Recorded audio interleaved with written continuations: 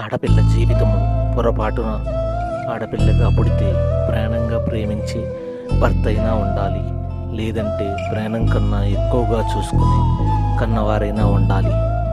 నువ్వు భయపడినా నిజాన్ని ధైర్యంగా చెప్పడం అలవాటు చేసుకో. ఎందుకంటే ఒకసారి ధైర్యంగా అబద్ధం చెప్పడం అలవాటైతే ఏ క్షణం నిజం తెలుస్తుందోననే భయంతో బతకాలి. మండే సూర్యుడి లాంటి నిజాన్ని మేఘం లాంటి అబద్ధం ఎక్కువ కాలం కప్పి ఉంచలేదు. వర్క్ ఈజ్ గాడ్ అంతే.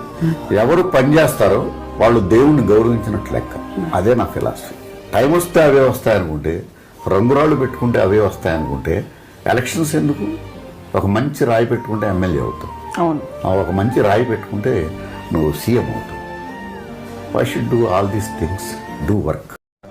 ఎవడు ఓర్పు పడతాడో, ఎవడు ప్రతిదానికి కాలు దువ్వడో, ఎవడు ప్రతివాడికి జవాబు చెప్పడో, ఎవడు ప్రతిదానికి స్పందించడో, ఎవడు ఓర్పుతో నిలబడగలడో వాడు విశేషభూషణమును ధరించినవాడు.